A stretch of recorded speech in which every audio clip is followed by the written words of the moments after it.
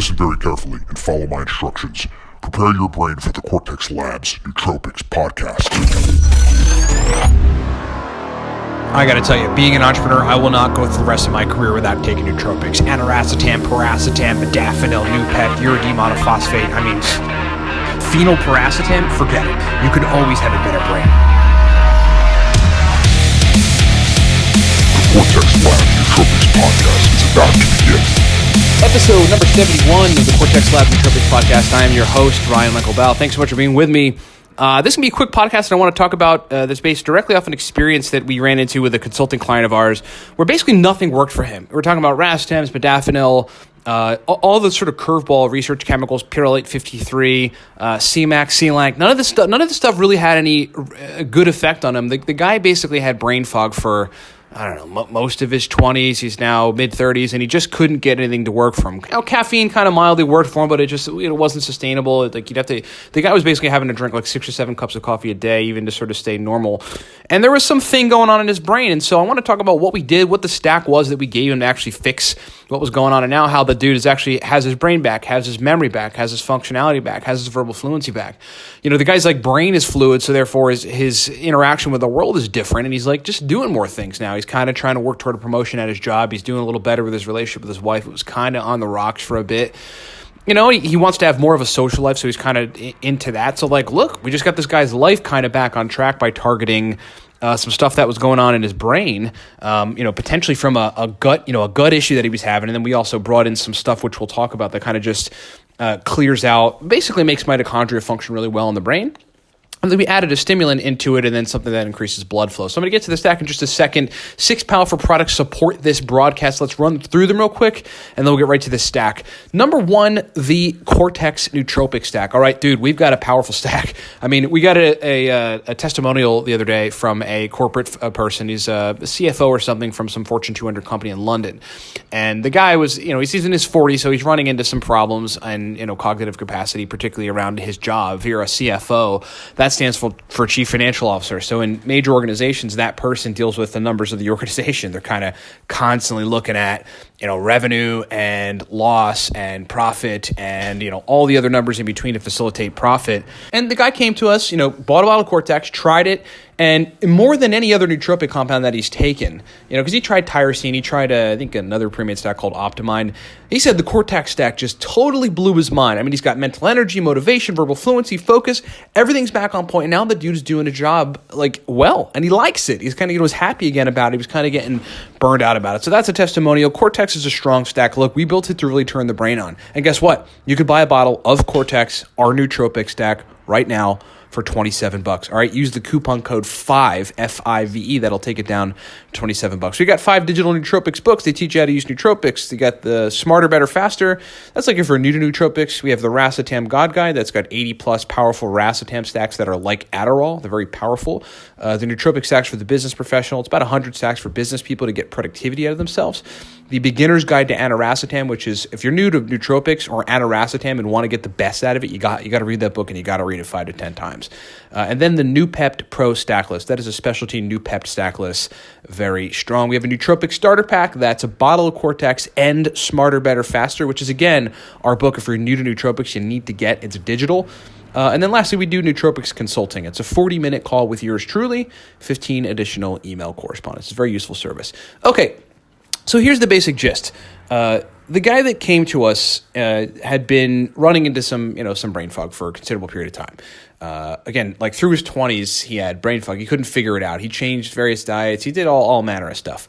One of the things and he couldn't clear it. There was nothing that he could do to clear it. He got into nootropics and started taking racetams, aniracetam, oxiracetam, I think pretty high dose paracetam.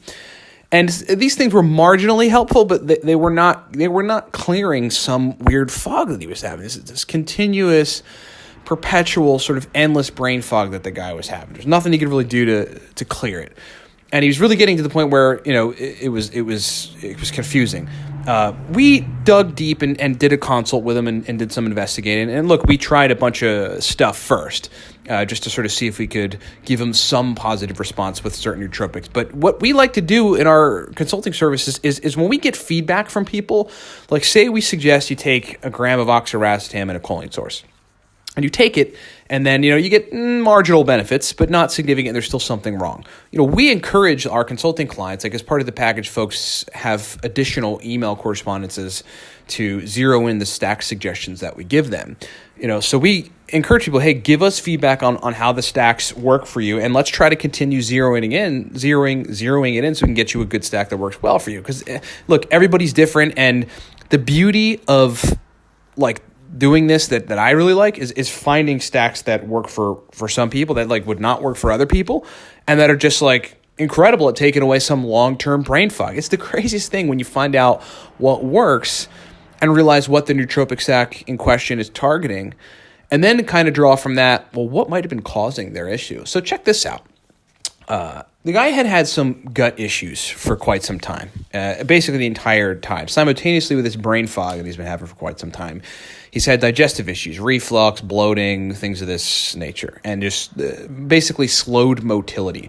The first thing that comes to my mind, having had gut issues myself over the years, and that is a long-term thing that you sort of have to constantly work on fixing, is basically one primary pathway. And that pathway was SIBO, so small intestinal bacterial overgrowth. It's when, bacteria from the colon sort of end up in the small intestine where they shouldn't be.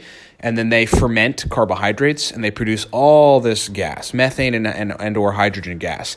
In this case, methane gas. What that methane gas does is it pushes contents up from, the stomach and in the intestines. It kind of just pushes it upwards. So that causes reflux and it slows gut motility. So digestion just sort of stagnates. Food sits there and putrefies, and you get all kind of problems. You get bloating, you get reflux, you get all these issues. But the weird thing about it is that one of the things that these bacteria release, some of these bad bacteria that reside in the small intestine release, is a toxin called lipopolysaccharide. It's just that's the cell membrane, the outer membrane of this bacteria, and the outside of it is an endotoxin. When that gets released in your bloodstream, it's a literal toxin. Now, I'm not quite sure if that gets released in the bloodstream and then ends up somewhere in your brain and that causes brain fog, or if an immune response sending these things called inflammatory cytokines to your brain is responsible for brain fog in this situation. But it's one of those things. If you could target the overgrowth and the SIBO, you can stop some of those endotoxins from wreaking havoc and basically causing a bunch of oxidative stress and making you feel crappy and having brain fog. So none of his doctors had thought about this. Because he went to a GP, he went to a couple specialists. He really never investigated into the gut thing all that much. He just sort of dealt with, I always have crappy digestion, and that's kind of it. I think he was taking proton pump inhibitors, which slow your stomach acid, and that probably makes the problem worse. And so, he came to us, we got him on a couple things, oxiracetam, some racetams, and they didn't work all that well. Again, pretty marginally. But then digging deeper and finding out what was up with this guy's gut, that was the pathway that came to mind. Maybe we just need to target mitochondria. Maybe we need a radically effective antioxidant, right, to stop oxidative stress in brain cells and just kind of in the brain in general. And, maybe we need to supply you with a stimulant in the background to get you some good, stimulatory functionality, too. Because caffeine, again, wasn't cutting it. So it's all right, well, what do we think of theobromine, theocrine, things of this nature, maybe NALT and acetyl L-tyrosine. And then maybe we need to work on something that prevents something that's not stimulatory, but it's very neuroprotective. Okay, so those four things: something non-stimulatory but neuroprotective, something that works on oxidative stress, something that improves blood flow and oxygen in the brain, and then something that is a background stimulant that's stronger than caffeine. Okay, so my logic for that was we want to target to me, in my mind, there has to be some insult in this guy's brain going on. So what we want to try to do is we want to protect brain cells from the insult that's happening. And one of the compounds that I've been experimenting with recently over the course of the last, it's probably been about 3 months, but I love it. It is my favorite new nootropic. I'm getting into all the French stuff now. Is a compound called Icarin. It's essentially the main effective ingredient in horny goatweed. I've been talking about it a lot on the channel, on the YouTube channel. You guys that see our videos know it, because I'm obsessed with it now. Horny goatweed has this compound called Icarin. It's Icarin. And what that does is protects the brain against a whole bunch of insults. There's insults that, I forget exactly what it was, but I remember reading a study. There's a particular insult to the brain that lowered acetylcholine levels, messed with acetylcholinesterase, and just like induced brain fog in this mouse that was being studied. And then they reversed it with icarin. Icarin went in there and reversed all the modifications of acetylcholine and basically was neuroprotective in that regard and kept the mouse's brain in the right place. And so they were testing the mouse's brain via little tasks they gave the mouse, and so they regarded it as neuroprotective in that sense. So that was the first thing. So we put them on 30 milligrams icarin per day. And that's targeting again some insult that's hitting the brain. The second thing was again let's target oxidative stress. Let's get a radical antioxidant in there and see if that helps. And the only one that I know that is radically effective, but that also crosses the blood-brain barrier, because that's important in the context of nootropics, is alpha-lipoic acid, ALA. So we put them on 200 milligrams of alpha-lipoic acid. Then to facilitate blood flow and oxygen, right? Because in a lot of cases it's blood sugar. In a lot of cases it might be many other things, but in some cases it's blood flow and oxygen that's preventing people from having good, solid, sustainable brain function. There's a compound called vinpocetine that does that really, really well. So we put them on 10 milligrams of vinpocetine. And then the stimulant. My favorite stimulant is theacrine. It's a caffeine sister. It's very powerful. It's very wakefulness promoting. It's super underrated in the nootropics community. I have no idea why people aren't talking about it. When I suggest it to people and they start taking it, they're like, dude, this stuff's crazy. It's very powerful. I like it. I take it, a couple times a week. I like it. And I'll take it if I'm in a pinch, if I need brain performance and I don't have modafinil or something, or don't want to take it because it's late in the day and I might want to sleep that night, then theacrine works really well. So we get 30 milligrams icarin, 200 milligrams alpha-lipoic acid, 10 milligrams vinpocetine, and 100 milligrams of theacrine. And guess what? After nearly 15 years of brain fog, and nootropic, other nootropics, racetams, et cetera, working marginally. Nothing really working all that well. Even modafinil, after a while, losing its efficacy. Because if you're not targeting the problem, you're not going to fix the problem. You can only paint over dirt for so long. We got the guy in a stack that actually worked for him. And now this stack works for him. The brain fog, in the first week, the brain fog cleared significantly. It was still there somewhat. The second week, was basically 75% gone, but some small titch of it left over. Week number 3, this is where we're at week number 3. The guy's basically 90% what he was when he was 18, 19, before some of this stuff started happening. And so far, so good. So far, the guy is able to function well, have verbal fluency, have working memory, just not have this fog. He was running into a memory issue. It was really kind of scaring him. He's not that old, but he's like, is this early onset Alzheimer's or something? It's well, no. If you got some insult, constantly insulting your brain, right? Whether it's something you're doing or not doing, not eating enough carbs, or you're taking some pharmaceutical medication that's basically toxic. You're not clearing it out. It's ending up somewhere in your joint somewhere. This is not, woo-woo BS. This happens. You go read about it. I remember reading about a naturopath who went and did a whole bunch of studies on one of his patients who had long-term chronic fatigue syndrome's mitochondria. They found in it? Well, they found the Epstein-Barr virus, but that's not far-fetched. But they found all manner of heavy metals, and they found all other toxins from food. They found these, another sort of strange metal. They found all this stuff in the guy's mitochondria. And once they worked toward clearing it out, then the guy felt better. And this long-term fatigue syndrome that he had, basically went away once they fixed his mitochondria. So all this stuff happens. You could totally be sitting with insults happening to your body. And unless you target the thing that's causing your issue, in this case, small intestinal bacterial overgrowth and or just some bad bacteria that are releasing endotoxins, which we gave us some suggestions on too. That's a whole separate podcast, perhaps, but out of the realm of nootropics. And you're not supplying the brain with stuff that allows it to be resilient. That's kind of why, lately, I've been really liking Dave Asprey stuff. I fell off the Dave Asprey wagon when he was suggesting way, way too low carbs for people. Then he kind of corrected course, and seems like he ran into some health problems there, because you do. You can't not eat carbs. You just can't. And at least work out. It's just over the time, it's not sustainable. No matter how many cherry-picked studies that Finney and Volek want to put out there, those guys that wrote the art and science of low carbohydrate living.